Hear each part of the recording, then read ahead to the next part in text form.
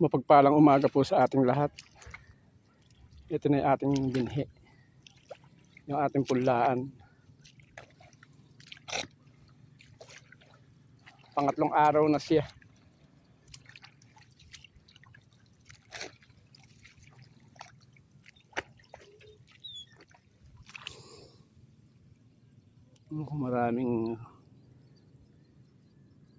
Maraming sablay na tubo.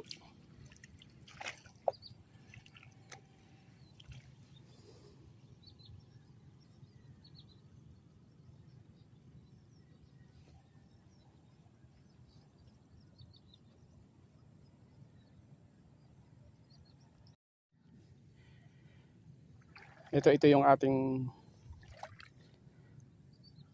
pipila-pilan. Ito pag nayari natin to, pupunta tayo sa kabila.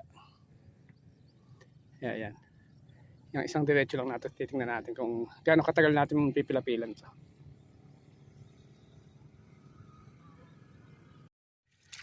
Natapos na natin yung isang diretso. Ang ginagawa lang natin, yung tawag sa amin, patapis lang.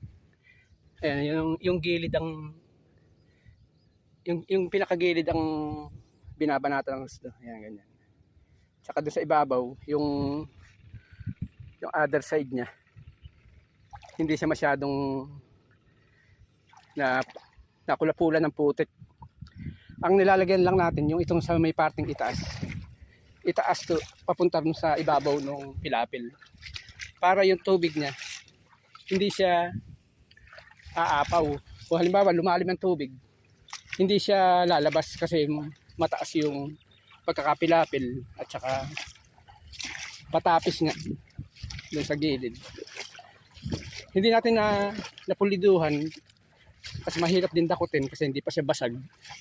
Pagka nabasag na at may pagkakataon tayo, tatapisan pa ulitin natin sa gilid yan.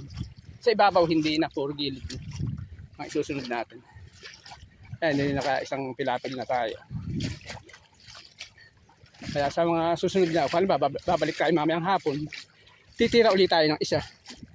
Pagka hindi naman tayo nabalik na, bukas na uli na umaga sa ganitong oras ulit. Ganun ang gagawin natin style dito. Si Jesus na naghaharang siya. Pinalalakas niya yung tubig.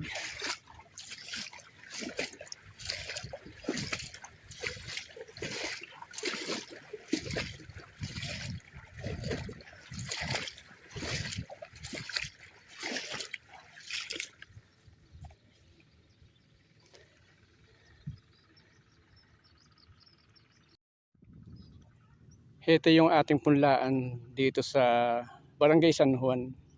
Ito yung hindi na natin ibinilad, direktang kaha-harvest lang.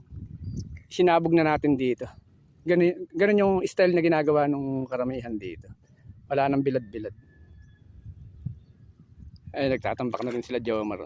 Bali 3 sila.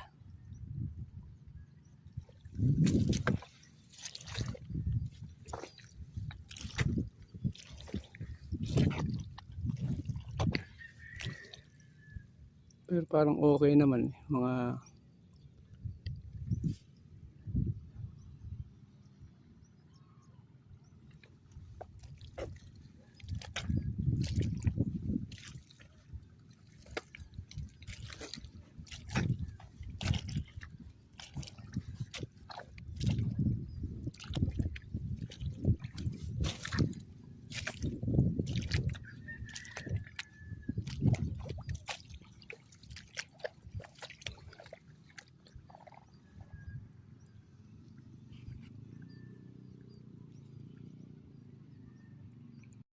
bigay. Ibig sabihin, yung inano mo sa snake road na binhing bigay, hindi pa ngumite. Tuwing hapon yung 10-11, 40 plus na yan, no? Iba talaga umani triple to kasi.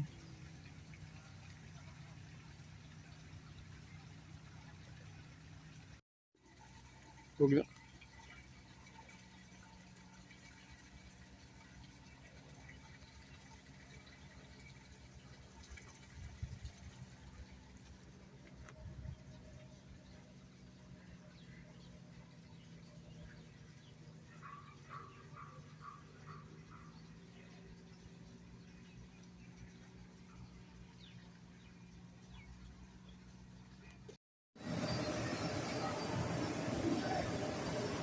magpapakiskis ulit tayo. Kaya lang makapananghali na tayo napunta rito.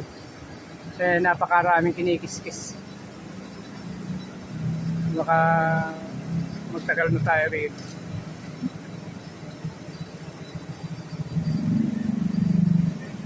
Marami dito nagpapakiskis. At yung mga pati yung mga may-ari, sila na yung nag-wheeler. Ayan, yan yung may-ari niyan. Ayan. Kaya kailangan talaga kahit ikaw ang may-ari, ikaw ang boss. Kailangan alam mo rin yung, kaya mo rin magtrabaho para may dumating na Lazada. Siguro baka mga materialis nila yan. Bali dalawa naman yung machine na umaandar.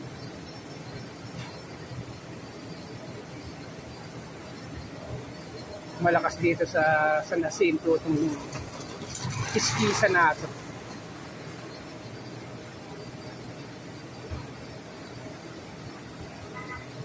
Ibig sabihin, nakusay silang gumiling.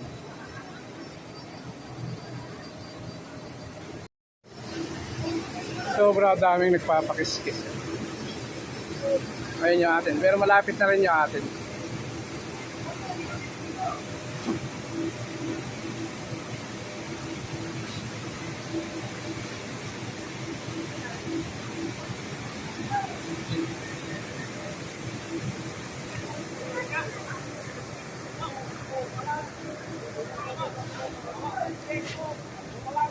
Ayun yung service natin. Hanggang dito meron.